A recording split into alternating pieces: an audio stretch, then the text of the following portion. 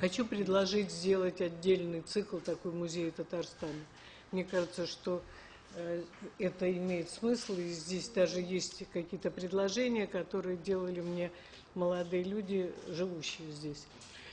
И в том числе Казанский музей замечательный. Я была на экскурсии, тут, я не знаю, наверное, работает директор музея основного большого, краеведческий, живопись и истории. Замечательный музей.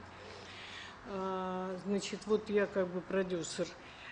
Закончила картину «Семейное кино. Полный вперед», которую буду показывать. И очень надеюсь, что придут на этот фильм ребята, потому что с родителями, потому что, в общем, мои герои этой картины – это 10-12-летние ребята.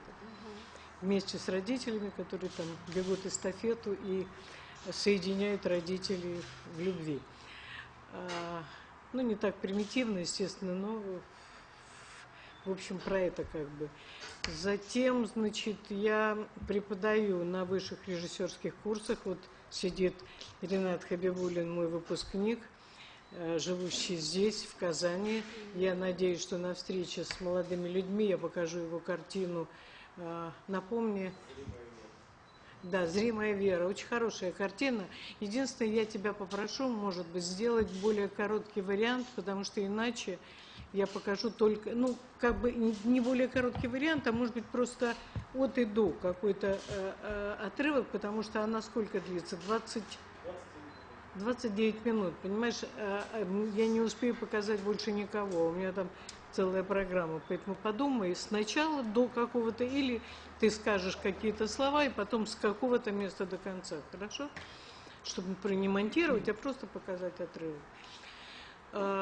Гуля Ахметова, которая вот закончила в прошлом году, но еще я просила ее дать свои работы, но она еще стесняется, она говорит, что она еще не доросла до того момента, когда бы все-таки на таком престижном фестивале, на таких престижных встречах, чтобы я показывала ее картину, но зато она вышла замуж благодаря мне удачно. Я сейчас заканчивала картину, у меня так складывается, что обязательно на какой-нибудь, на всех картинах какие-нибудь love story возникают. Так что, девчонки, имейте в виду. Вот, и как уже почти заканчивалась картина, я говорю, ну что ж такое, ни одной любовной истории, никто не поженился, никто не ухаживает, кто куда смотрит, и тут мне, значит, Гуля по секрету говорит, что нет, есть варианты, они уже поженились, и сейчас она живет в Москве, но, естественно, работать и снимать будет здесь. И еще я привезла работы нескольких ребят, в частности, еще одну учебную работу Искандар, сейчас вспомню фамилию, ну, потом скажу. И несколько работ, которые мне дали на курсах, просто для этой встречи, тоже на высших режиссерских курсах. Еще есть такой институт МИТРа, где куда поступают ребята после школы, и даже есть там отделение для ребят-школьников вообще. У меня уже ребята на 3-й курс перешли. На вот этой картине, я не хочу говорить последний, крайний, потому что все режиссеры суеверные, никто не произносит слово «последний». Работало 14 студентов, часть из МИТРа, часть с высших режиссерских курсов. Я использовала в личных целях, значит, ребят, но это та практика, которая дается студентам как подарок судьбы, потому что те, кто прошли картину, съемочную площадку от начала до конца, тем уже не страшно ничего. Они уже знают, откуда что берется и как разговаривать с актерами, со съемочной группой, как добиваться своего, как отступать или наступать. Это особая статья. Я прошла эту практику, потому что я начинала как режиссер с помрежа, с ассистента по реквизиту, ассистент по актерам. Поэтому, когда я пришла самостоятельно снимать кино, мне уже было гораздо проще. Как хорошо. Ага, вот в чем дело. Я уже понимала, как разговаривать со съемочной группой. У меня есть книга, которую я написала 10 лет назад, даже уже нет, 10 лет назад, называется она «Любовь со второго взгляда». Сейчас издательство очень просит, чтобы за 10 лет я подвела итог, чего я наделала, и переписала книгу. Но вот как только покончу с суетой фестиваля и прочее, я сяду на даче, у меня 2 кошки и собака, и они будут мне помогать, и я, значит, надеюсь, напишу еще одну книгу. Есть маленькая книжечка моих стихов, но сегодня ночью в поезде, и я уже не пишу стихов давно, потому что это все-таки дело молодых, но ночью я не могла заснуть. Ну вот не спала, к сожалению, 1 час. Поэтому если какие-то глупости буду говорить, извините, это потому что я практически не спала сегодня. И вдруг приходят в голову стихи. Ну, лень встать, записать. Конечно, они ушли. Первая строчка была такая, она читала Бродского. Это действительно было. Есть такой замечательный театральный режиссер Гетта Яновская, Кама Гинкас, пара такая. И вот я с ними дружу, и в какой-то из вечеров, ну, как-то вот так пошло. И она читала Бродского замечательно, и я подумала о том, что, наверное, все-таки человек, который не пил никогда алкоголя, может такую память и так хорошо запомнить и читать, потому что стихи Бродского не такие простые для такого устного чтения, они достаточно сложные. Дальше я не помню, первую строчку помню. Значит, что еще? Я еще делаю фестиваль «Улыбнись, Россия». Это фестиваль веселого кино. Вот где-то в этом году он будет с 19 по 25 октября в городе Тула. Хочу предложить еще, значит, здесь, может быть, сделать или эхо этого фестиваля, поскольку сегодня столько агрессии, столько войн, столько злобы, столько грубости, столько всего такого грустного, я бы сказала так. Мне кажется, что имеет смысл вот такие фестивали продвигать не только, скажем, в Туле. Мы проводили его в Великом Новгороде, в Ярославле, в Астрахани, в Москве, сейчас вот в Туле. И, может быть, имеет смысл, помимо замечательного фестиваля мусульманского кино, сделать еще такое то ли эхо фестиваля, то ли улыбнемся вместе, если будет на то воля. Я с удовольствием, значит, это сделаю. Ну, еще целый ряд идей по поводу того, чтобы, наверное, помогать. Я этим занимаюсь, потому что как режиссер я закончила курсы режиссеров детского кино. Вот те же курсы, которые закончил Ренат много лет назад, был такой набор специально режиссеров детского кино. Тогда женщин вообще не принимали на курсы, но поскольку женщина к детям кажется ближе, поэтому у нас там было несколько, значит, студенток женского рода. И в принципе я считаю, что все картины, может быть, кроме одной, которую я, кстати, привезла сюда и буду показывать на закрытом показе «Вы не оставите меня», все мои картины, я считаю, вполне детские. «Человек с бульвара Капуцинов», и «Чокнутый», «Хочу в тюрьму». В общем, все картины можно смотреть с детьми. И «Дети понедельников», которые и «Две стрелы», после которой там женщина с ребенком была на просмотре. Там есть такая красивая, почти эротическая сцена: Оля Кобой и Саша Кузнецов, молодые. Она подошла ко мне и сказала: я рада, что я со своим сыном была на этом показе, потому что он должен видеть, как это должно быть красиво. Это действительно красивая сцена, без всяких деталей, естественно, такая, в общем, изящно снятая. Чего еще я наделала в этой жизни? Что-то еще. Ну, у меня есть студия «Позитив фильм». Позитив. Именно такова ее как бы главная цель и то, к чему я призываю и ребят, с которыми общаюсь.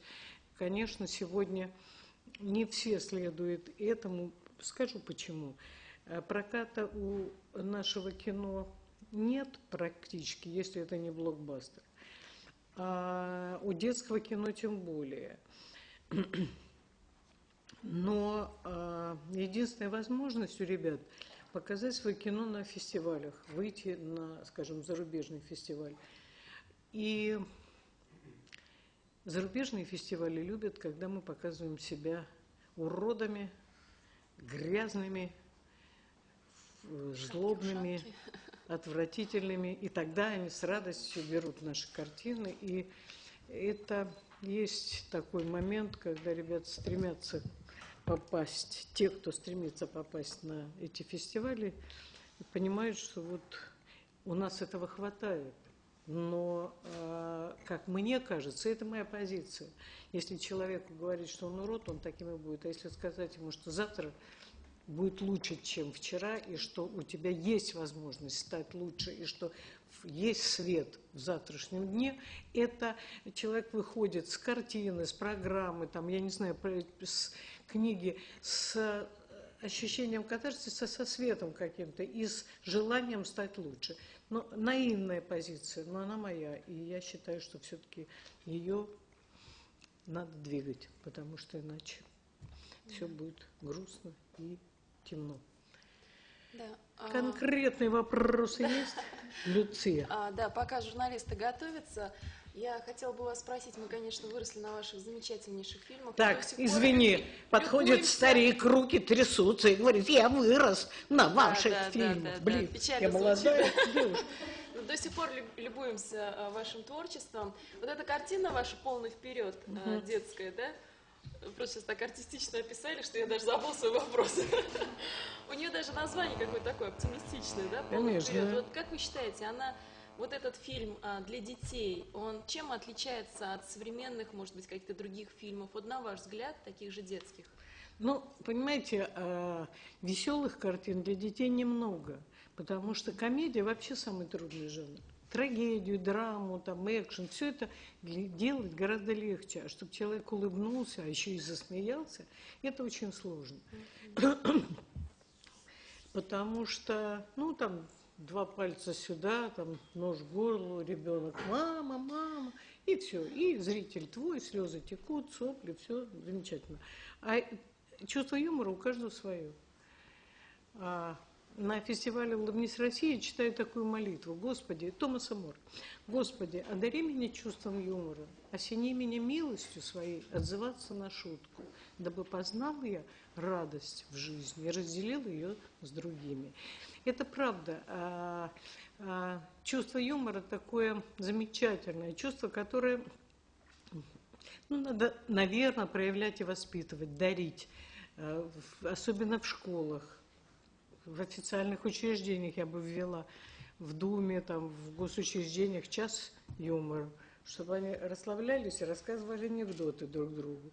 Но если анекдот какой-то скабрезный, то на ушко посмеется, а потом передаст следующим. Потому что человеку надо смеяться. Смех – это здоровье.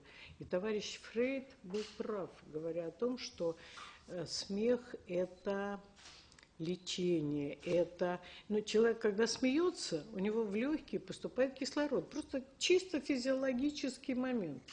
А когда поступает кислород, кровь обогащается, человек становится здоровее. Есть масса всяких... Я забыла, на Г как-то наука называется, смех как лечение. И есть масса примеров. Там, вот этот человек, который как бы, стал во главе этой науки, это американский журналист, который помирал. И он решил, ему приговор врачи, значит, выписали. И он говорит, все равно помирать, принесите мне комедии. Чаплин, Бастер Китон и другие какие-то, Мел Брукс. Он стал смеяться и выздоровел. Может быть, это легенда. Но в этом есть часть правды, потому что когда к детям в больнице приходят клоуны, они смеются, они легче лечатся, выздоравливают быстрее. И есть где-то у меня такая статья «Клоуны вместо клизмы». Правда, это, в общем, хорошее дело дарить людям улыбку. Вы обратили внимание, как вокруг людей, которые умеют рассказывать анекдоты, рассказывать смешные истории, как всегда собираются люди, кучкуются. Вот появится Гусман, такой кладезь юмора. Не всегда этот юмор высокого полета, но это все, почти, когда у него хорошее настроение, когда он в ударе, это смешно. И вокруг него сразу собирается. Мне повезло, я общалась довольно много с Андреем Мироновым, который, когда был в хорошем настроении, в хорошем состоянии, это был фейерверк, это шампанское. при том, что он человек был очень организованный, четкий, профессиональный, никогда не подводил, он очень был интересен вот в этом своем полете замечательном.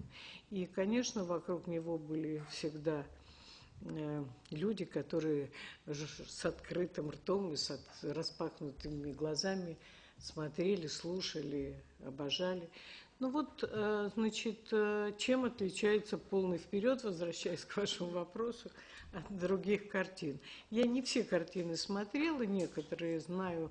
Сейчас выходят детские фильмы, просто действительно проката у них нет. Но вот «Полный вперед» уже получила гран-при в Ульяновске, гран-при в Иркутске, гран-при на международном фестивале в Болгарии «Алые паруса» и сейчас приз зрительских симпатий на фестивале «Московская премьера», который вот вчера, по-моему, закрылся, или позавчера, не помню. Я шучу по поводу того, что я за свои детские картины получаю призов больше, чем за все взрослые вместе взятые. Потому что детских картин нет, и когда появляется, и когда в ней есть улыбка, радость, то эту картину с одного фестиваля на другой с удовольствием перебрасывают. И я думаю, что, наверное, отличие в том, что она дарит доброту, что она, в общем, сделана с улыбкой, что она за небольшие деньги, которые были на этой картине, ну, я говорю, что мне помогали мои студенты, и спортмастер дал нам костюмы, палатки, там фонари какие-то, еще что-то на сумму почти 500 тысяч рублей. Еще кто-то. То есть мы ходили, естественно, с протянутой рукой по всем инстанциям, и кто чем может, тем и поможет. Вот. Она, ну, как бы позитивная. Вот.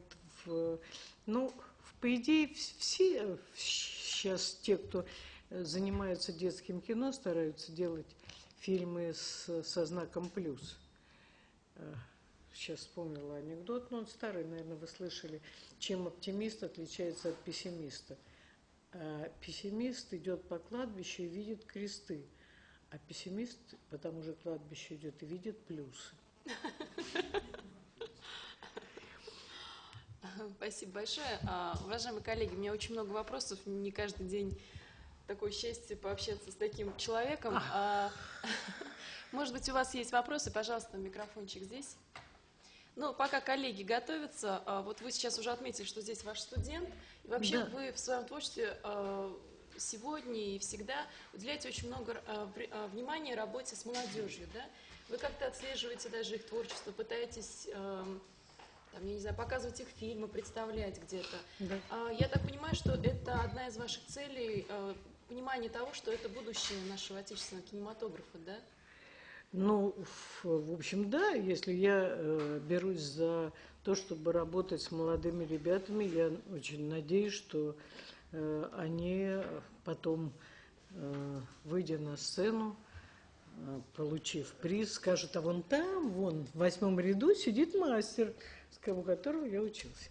На самом деле, так, я не знаю, все ли мастера так, но меня большинство моих студентов не покидают. Они практически переходят как-то с одного курса на другой, потом объединяются, потом вот сейчас ребята из МИТРа дружат уже с ребятами из высших режиссерских курсов. Да. Сейчас несколько ребят работают на фестивале.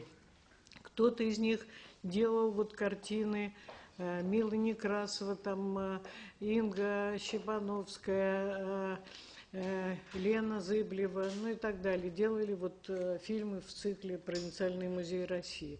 И поэтому мне, конечно, важно, хотелось бы, чтобы у них все складывалось, и то, что я могу, чем могу помочь, я помогаю. Вот сейчас получила письмо, буквально вот на днях, от своей студентки, которая, в общем, уже давно не студентка, она в первый выпуск, известный режиссер. Более того, она очень успешный режиссер и сценарист. Она пишет сама и снимает, и пишет: не Алла Ильинична, у меня какое-то депрессивное состояние, пишет она, снимая картину. У меня такое впечатление, что вот все могут сделать и без меня, что если я уйду со съемочной площадки, ничего не изменится. Артисты будут играть, операторы снимать, значит, все будет происходить. Как вы считаете? Я ей написала, знаешь, у тебя, наверное, очень хорошая съемочная группа, тебе повезло, потому что если та группа, которой как бы режиссер доверяет, что она может снять и без тебя, и это замечательно. Мне, по крайней мере, такого никогда не удавалось.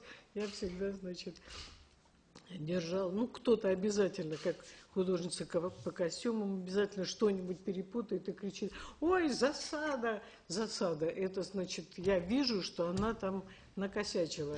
То есть мальчик входит там в одних трусах в комнату, ну, ребенок, а выходит в других.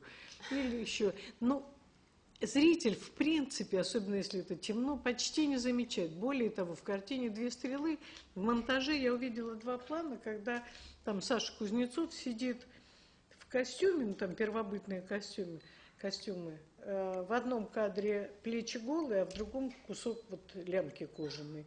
Но я 5 раз, я монтировала картину и не замечала это, пока монтажер говорит: «Ой», и она не замечала. Поэтому, в общем, какие-то вещи, или там в «Человеке с бульвара Капуцинов» автобус немножко в кадре там стоит наш, но он так быстро проскакивает, что никто не знает. Но есть специальные люди, которые сидят и ловят. Ага, вот вы ищите женщину, у вас ключи, и там вы говорите ЖМ, а ключ у вас не Ж, а там какая-то, не помню, другая буква. Ну что делать? Ну, накосячил. То есть они вам еще письма потом пишут и как бы отмечают, да, что они там заметили? Да.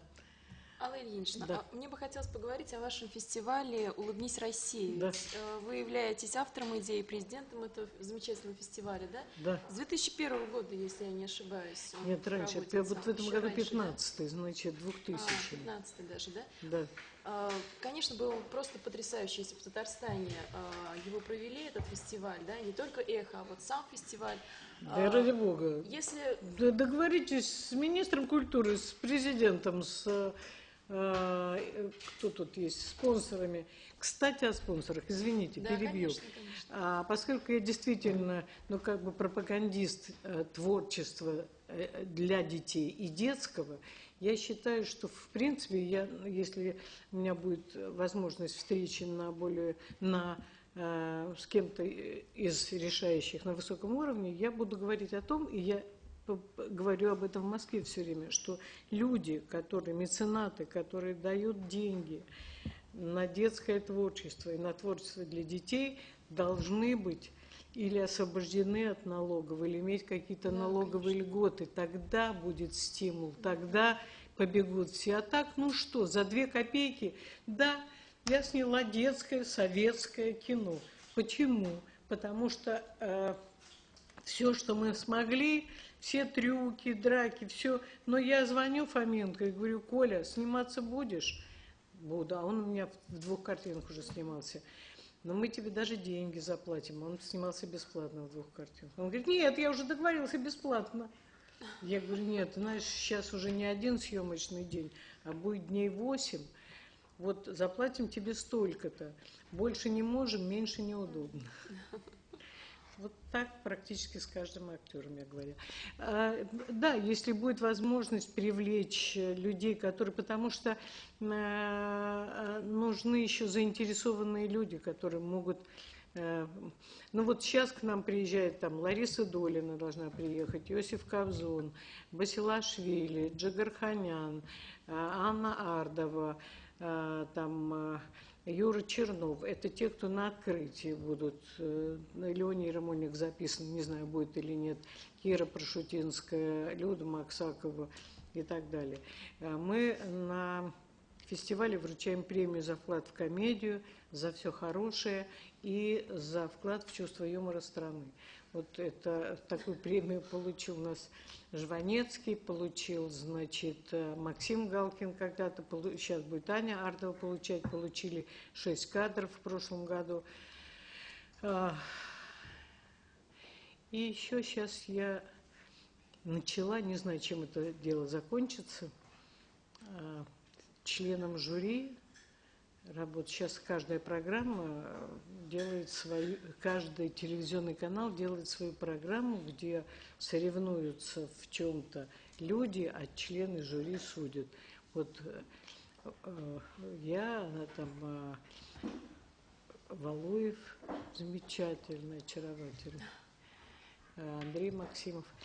Мы, значит, смотрим юмористические программы и даем оценки. Я вообще сторонник, я понимаю, что сегодня много каких-то юмористических программ, что не все они высокого качества, но я считаю, извините за такую фразу, вот, немножко, что лучше показывать голый зад, чем по нему стрелять. Ну вот, как бы, это моя позиция. Поэтому я приветствую всех, кто становится на скользкий путь комедии, юмора. Дай Бог им счастья, здоровья, удачи и долгой жизни. И пусть улыбаются люди, потому что улыбающийся человек, как мне кажется, ну, искренне улыбающийся, он не будет стрелять. У меня есть такой сценарий мультфильма. Продаю. Дарю. Называется «Мурашкина победа». Еще никто не сделал. Живет семья муравья. Замечательные там такая, значит, мама, папа, дети, все так, и там еще какие-то люди живут. Вот Мурашкин дом. Каждое утро все по расписанию. Дети куда-то идут, эти соломку тащат. И вдруг какой-то грохот слышен извне. Мурашка выскакивает и видит. Вдруг навстречу другу идут две армии, топот сапог. И вот они сойдутся, а вот здесь его дом. Они сойдутся здесь, и все, семья погибнет, дом разрушится, жизни не будет. Что делает Мурашка? Он бежит в одну из армий, прыгает на ногу самому главному, самому агрессивному, который идет впереди. Сейчас я посмотрю, кто. Как момент рекламной паузы. Леша Панин. Что ему сказать? Скажите, что в Казани. Я сейчас скажу. Лешечка, извини, я сейчас даю интервью, я тебе перезвоню, ладно? И я тебе, да, это я тебе, ладно? Ага, или ты мне перезвони, пока. И прыгает, значит, на ногу этому самому главному агрессивному и начинает ползти по его ноге. Тому становится щекотно. Он сначала ежится, потом улыбается, потом начинает смеяться, потому что он ползет все выше и выше, и ему щекотно, он его там, Когда он начинает смеяться те, кто идут рядом. Не знаю почему, но если этот смеется, то значит что-то смешное. Когда смеются эти, начинают смеяться все, когда подходит та армия, видит, что это смеется, они тоже хохочут.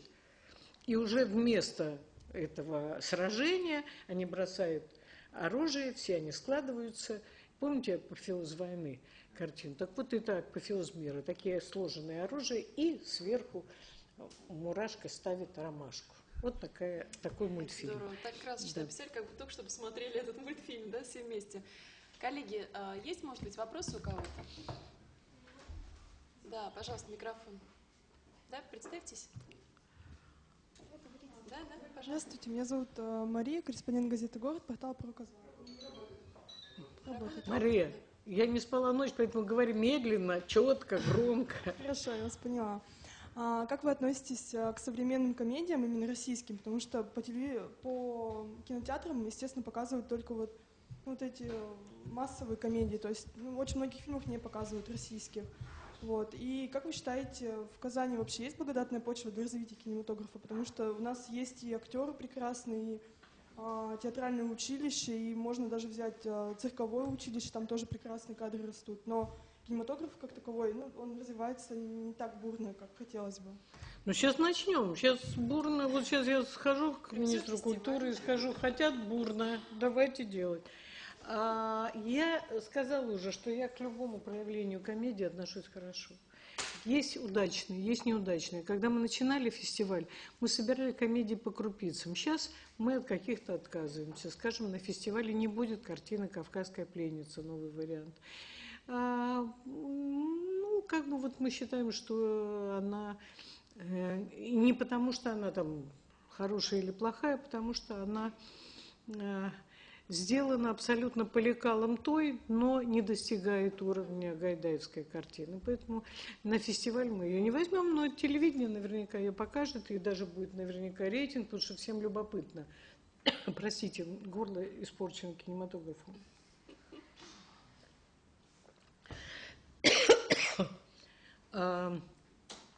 Есть картины, там, скажем, была картина такая «Билет на Лас-Вегас», она была у нас на прошлом фестивале. У нее есть какие-то шутки, которые ниже пояса. Но я еще раз говорю, лучше шутить, чем стрелять. Поэтому я за то, чтобы расцветали все цветы, и мы, да, от чего-то отказываемся уж совсем, но, скажем, как вам сказать, киноведы, кинокритики комедию не жалуют, потому что низкий жанр, особенно критикексы.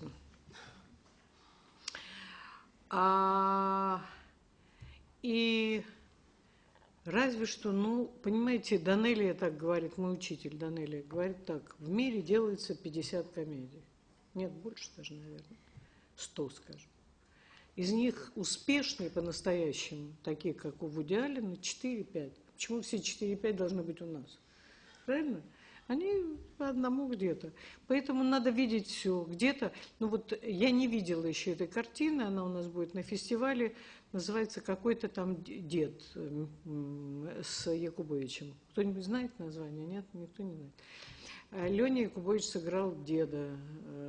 Я приветствую это и как попытку, и как комедию. Я знаю заявку, я читала этот сценарий. Более того, я, скажем, не взялась снимать это кино, потому что мне показалось, что для меня это как бы так пройденный этап. Ну, скажем, я для себя ничего нового не сделаю, а мне хочется все время какая-то езда в незнаемое.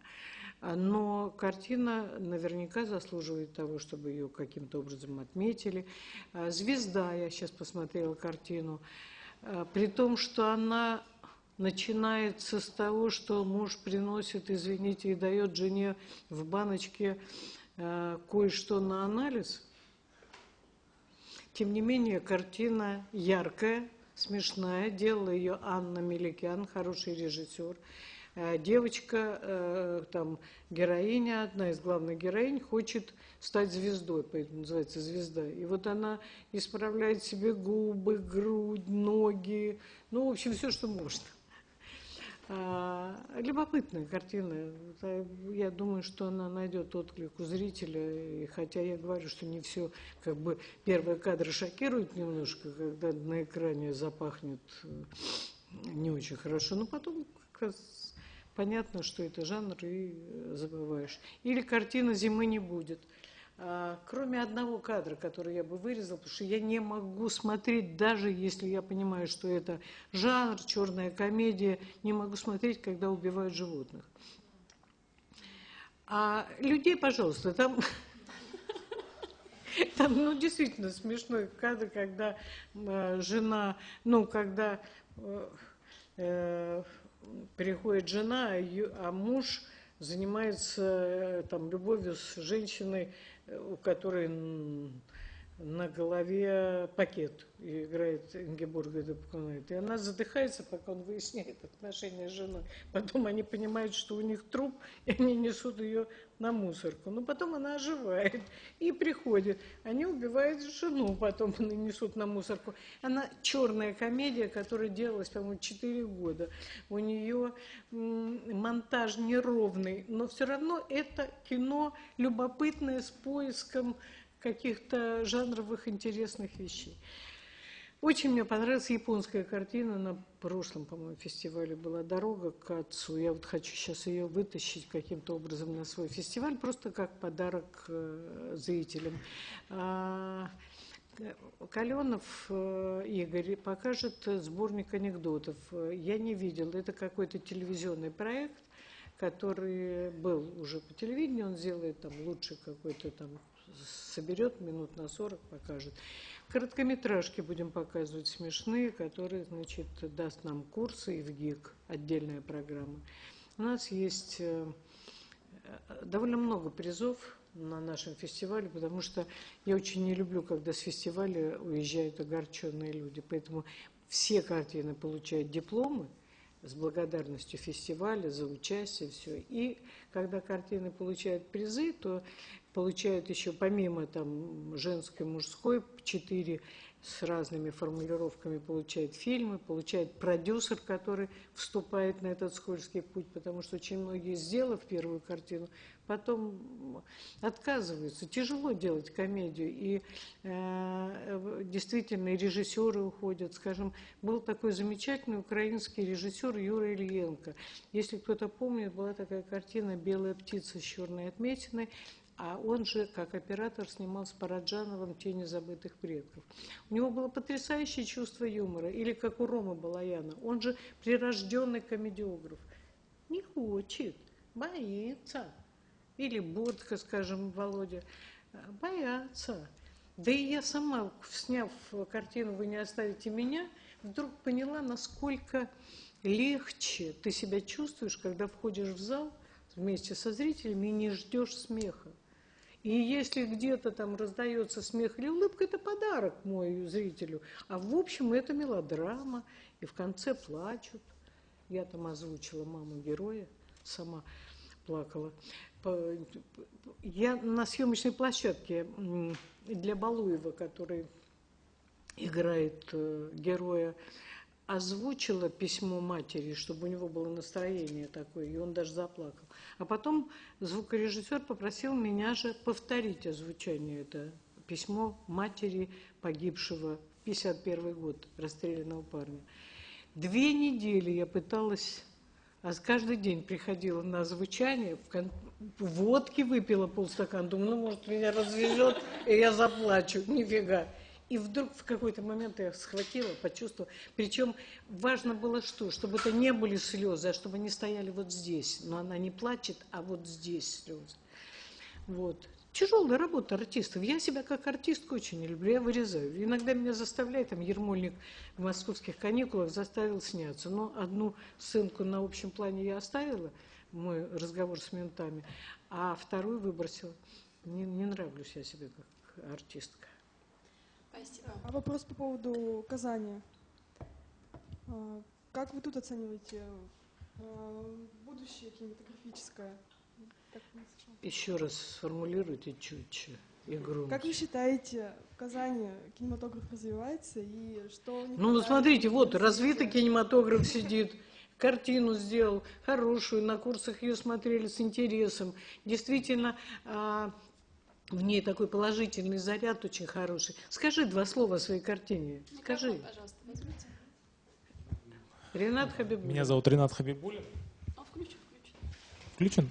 Там слышно. Ага, меня зовут Ренат Хабибуллин, я выпускник Аллы Ильиничны. В 2 словах о моей картине. Не скажешь, ну в 3. Да, ну, этот фильм о людях, которые проходят реабилитацию в центре для незрячих людей. Вот, вроде бы канва такая достаточно грустная, и ну как-то подразумевается, что будет много слез и всего, но при всем при этом, вот, ну, наверное, это все-таки то, чему нас научила Алла Ильинична. Мне не хотелось сделать такую работу, где ну, мы бы плакали постоянно, мы бы чего-то страдали. И поэтому ну, мне все-таки удалось нащупать определенный момент, где вот тот позитив, о котором Алла Ильинична сегодня много рассказывает, я его нашел и смог это привнести. Причем это произошло так достаточно спонтанно, случайно, ну как какая-то дар свыше такой. Ну скажи просто, что там 2 молодых людей влюбились прямо в этом же доме. Именно в этом центре, да. Она слепая или он? Я не помню. Она полностью слепая, он частично, да. И они друг дружку полюбили в этом центре, то есть и вот эти их отношения людей, которые, собственно, ну, не такие, как обычные люди, в том плане, что у них нет возможности гулять по улицам, встречаться с людьми, то есть это настолько получилось снять четко, и какая-то вот настоящая чистота в этом присутствует, что, ну, она вот, и мне кажется, именно она и позволила как бы вот хорошо принять этот фильм вот для мастеров курсов. И Алла Ильинична мне тоже сказала, что хорошо сказала об этом фильме, поблагодарила. Вот. И я надеюсь, что ей тоже приятно, что я у нее учился, и это ее Конечно, студент. ну, Да. а то. Я очень люблю. Я люблю, когда мои студенты выходят на сцену и представляют свои картины больше, даже, чем когда я это делаю. Потому что двойная гордость, понимаете? И Сулейманова Марина, которая сняла картину «Любовь.ру», и вот Алена Звонцова, которая уже получила, по-моему, и ТЭФ, и еще что-то, и так далее, и так далее. И вот сейчас Ренат Хабибуллин, я очень рада, что он пришел на эту встречу, потому что для него это тоже важно. Важно, чтобы его знали в родном Татарстане человек, который сделал хорошее дело, помимо картины, хорошее дело. Он показал людей со всякими сложными недостатками, которые существуют полноценно вот в этом доме. Дом хороший, который заботится об этих людях. Это тоже очень важно. Спасибо. Я знаю, что есть еще один вопрос. Елена Селезнева, Казань Пресс. Чем, по вашему мнению, Казанский фестиваль отличается от других российских кинофорумов? Вы же были на многих. Ну как, во-первых, это мусульманский фестиваль, значит, уже у него есть своя жизнь, свое лицо, свое направление, это очень важно. Причем и сегодня особенно важно. В мире, где столько агрессии, часть ее как бы сваливается на религиозной почве, очень важно, чтобы мусульманский фестиваль нес свет, любовь, тепло, добро, чтобы о нем говорили, чтобы показывали, чтобы знали. Это очень важно. Это очень важно. Я очень приветствую фестиваль. Спасибо большое. Еще есть вопрос, да? Пожалуйста. Анна, спасибо. портал событий. В одном из интервью вы сказали, что... Так, читала, Да, читала. изучала. Мало ли что я говорила. Я каждый раз говорю что-то В жизни новое. было несколько судьбоносных провалов. И вообще, как вы относитесь к своим взлетам и падениям? Ну а как? У каждого человека, я поняла, есть и взлеты, и падения, важно не зацикливаться на этом. Да, вот каждый раз я сталкиваюсь либо с человеческим предательством, что бывает, особенно сегодня, когда деньги больше решают все, и я понимаю, что человек уходит туда, где ему платят. Но, скажем, я провалилась в Институт легкой промышленности, слава тебе, Господи. Я не поступила в ВГИК, слава тебе, Господи. И вот эти провалы, которые, ну, сейчас, наверное, каждый провал больнее, ну, не провал, а предательство, сейчас уже не провалы, а какие-то вещи такие. А тогда они сначала больно, а потом собираешься, к чему я призываю своих ребят и всех друзей и знакомых, собираешься и двигаешься вперед с новой силой, и это дает новую энергию. Нельзя погружаться в свои неудачи. Надо верить. Жизнь – это полосы. Сегодня так, а завтра ты соберешься и двинешься вперед. И завтра будет лучше, чем вчера. Правильно? Спасибо большое. На этой позитивной ноте мы заканчиваем пресс-конференцию. Так. Огромное вам спасибо за участие, за ваши ответы. Ну, время Какие ограничено. очечки я прикупила? Замечательно, по-моему. Спасибо большое. Мы надеемся, что фестиваль «Улыбнись, Россия» обязательно пройдет и в Татарстане. Спасибо за участие. Всего доброго.